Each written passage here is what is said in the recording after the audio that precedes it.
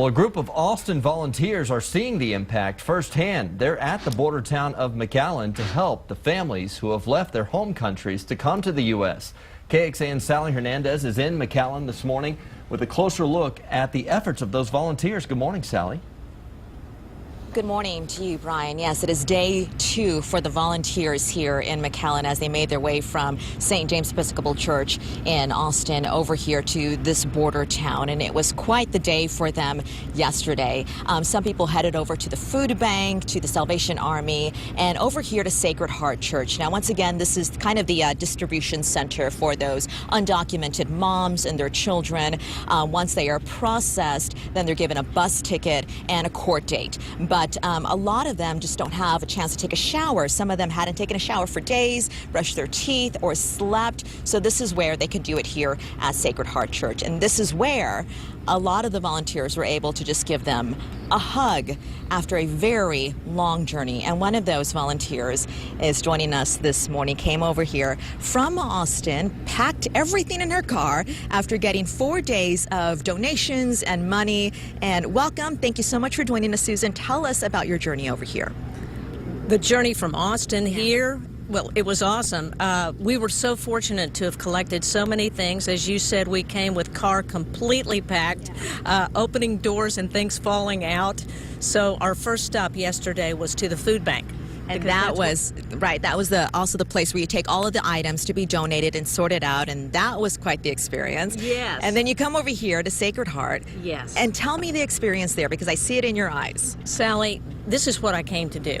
And it was one of the most moving, unforgettable experiences I've ever had. I got to sponsor a mother who was about 8 months pregnant. Wow. And her daughter, who looked to be about 11 years old, from Central America. They came in, they were frightened, they didn't speak a lick of English.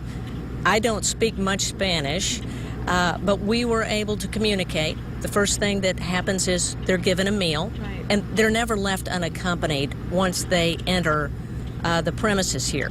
Right? So we got them something to eat, and then I went shopping for them, basically. Among the donated goods that we had. It kind of reminded me of a Woolworth store from when I was little. Yeah. Everything marked very clearly, but lots to choose from, which I was so grateful for.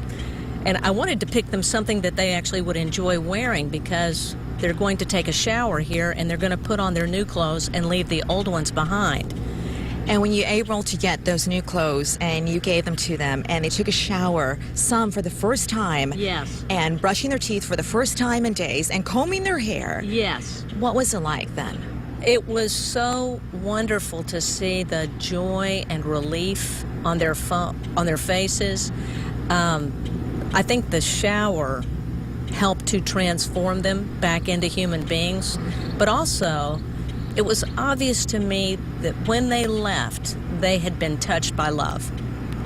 Because you gave them a little bit of that, and I know Absolutely. that we have to wrap this up. But from the beginning, you didn't know them at all. They were scared. They were frightened. At the end, you gave them a great big old hug. We gave each other a hug. They kissed me on the cheek. I said, Dios, let's see, Dios te benditos, which means God be with you, God bless you, and they shouted it back out to me, and so it was a very moving experience. Well, thank you for being here and for your help. Thank you, Sally. And I appreciate your time. My again. pleasure. Thank you. All right.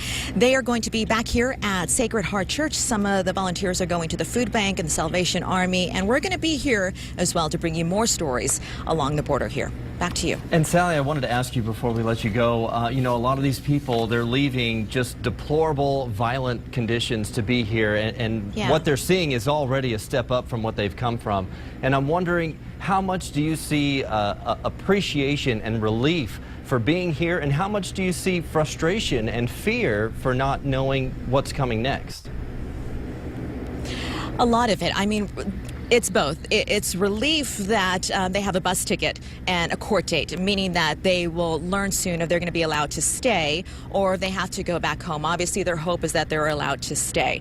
But there's also frustration because from the families that we talk with, they say, look, we know in the news you're hearing about drug cartels, and we know that may be true, but what we can tell you is that we are here to work, we're here to get an opportunity, and we're here to help. We're not here to do anything else. So that was where the frustration comes from. Not from anything else, Brian, but it was definitely a sobering experience for those volunteers, as you heard, I think for many people, and international media from around the world also here documenting the journey.